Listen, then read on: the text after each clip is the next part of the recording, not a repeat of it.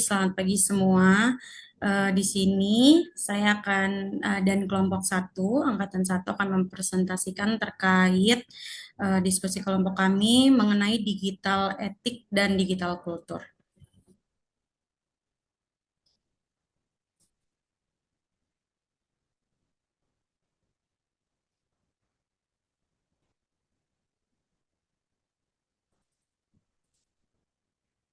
Untuk kelompok kami, yang pertama ada saya sendiri dengan Delima Hermanti Saragi. Selanjutnya ada Dini Risdiani Hardianto. Lalu yang ketiga ada Farida Nurul Fatima. Dan yang keempat ada Mega Rizkita Islami. Dan yang terakhir ada Sapitri Yuli Warsiati. Untuk selanjutnya, saya akan membacakan latar belakang terkait digital etik dan digital kultur. ASN diperlukan dalam peningkatan kualitas pelayanan publik untuk mencapai pelayanan publik yang optimal, salah satunya dengan melalui literasi digital. Literasi digital dapat membuat masyarakat jauh lebih bijak dalam mengakses teknologi, sehingga menciptakan interaksi, komunikasi, dan informasi yang positif. Namun, di balik kemudahan akses tersebut, muncul berbagai tantangan dan risiko terkait etika dalam penggunaan literasi digital. Oleh karena itu, penting untuk memahami batasan-batasan etis yang perlu diterapkan dalam menggunakan teknologi digital, agar teknologi tersebut dapat digunakan dengan aman dan bermanfaat. Etika dalam literasi digital bertujuan untuk memastikan bahwa setiap individu yang menggunakan internet dan perangkat digital melakukannya dengan kesadaran penuh akan tanggung jawab mereka terhadap informasi dan hak-hak orang lain.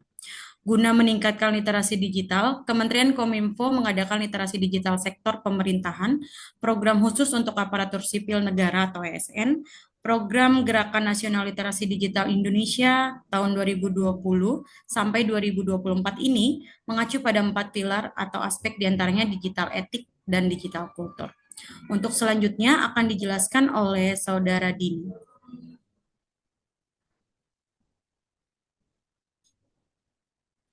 Terima kasih Kak Del. Untuk pengertiannya, digital etik adalah seperangkat nilai norma dan prinsip moral yang mengatur perilaku manusia dalam menggunakan teknologi digital. Etika ini mencakup privasi dan keamanan data, hak kekayaan intelektual, etika komunikasi online, dan tanggung jawab dalam penyebaran informasi. Untuk digital culture, budaya yang terbentuk akibat penggunaan teknologi digital dalam kehidupan sehari-hari ini. Ini mencakup kebiasaan, pola interaksi, serta nilai-nilai yang berkembang di dunia digital. Ciri-ciri digital culture, komunikasi serba cepat dan instan. Dua, dominasi media sosial, kemudian kreativitas berbasis digital atau konten, meme, dan video. Yang terakhir, globalisasi budaya.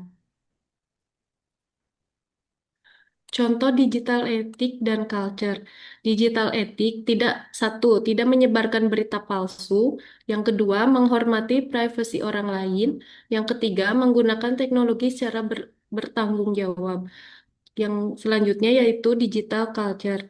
Yang pertama, tren viral di media sosial. Yang kedua, influencer dan konten kreator. Yang terakhir, komunitas online. Yang selanjutnya akan disampaikan oleh Mbak Farida.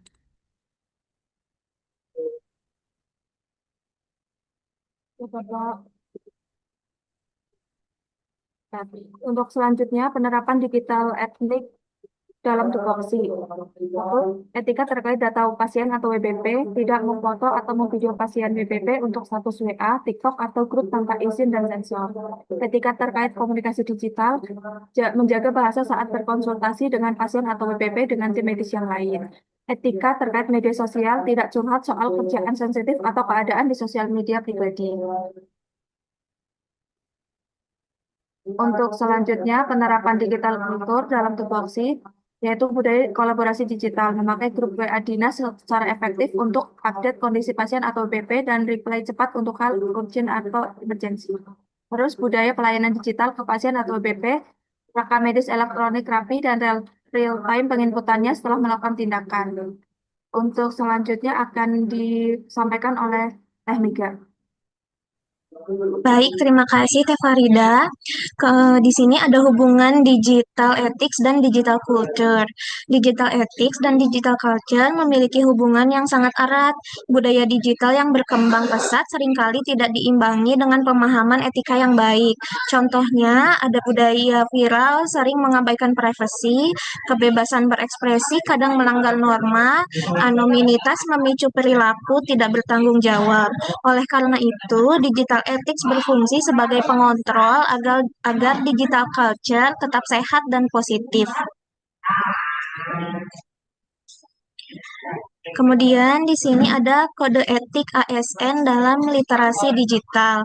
Yang pertama yaitu teguh pada ideologi Pancasila, yang kedua menjunjung etika, yang ketiga menjaga rahasia negara, yang keempat tidak menyalahgunakan informasi, yang kelima bijaksana menggunakan media sosial, yang keenam memastikan kebenaran informasi.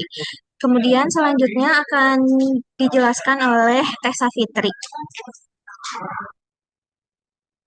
Baik, terima kasih Teh Mega. Penjelasan lanjutan. Yang selanjutnya adalah tantangan dan solusi dari digital etik dan digital kultur. Tantangannya, yang pertama penyebaran hoax dan disinformasi. Yang kedua, cyberbullying. Yang ketiga, pelanggaran data pribadi. Yang keempat, kurangnya literasi digital. Yang kelima, penyalahgunaan kecerdasan buatan. Untuk solusinya, langkah pertama bisa dengan pendidikan literasi digital sejak dini. Yang kedua, regulasi pemerintah terkait perlindungan data. Yang ketiga, kesadaran individu dalam berperilaku online. Yang keempat, peran platform digital dalam moderasi konten. Yang kelima, penguatan nilai moral dan etika.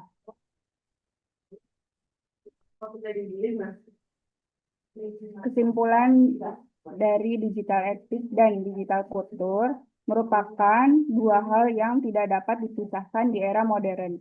Budaya digital yang berkembang pesat harus diimbangi dengan pemahaman etika yang baik agar teknologi dapat digunakan secara bijak dan bertanggung jawab.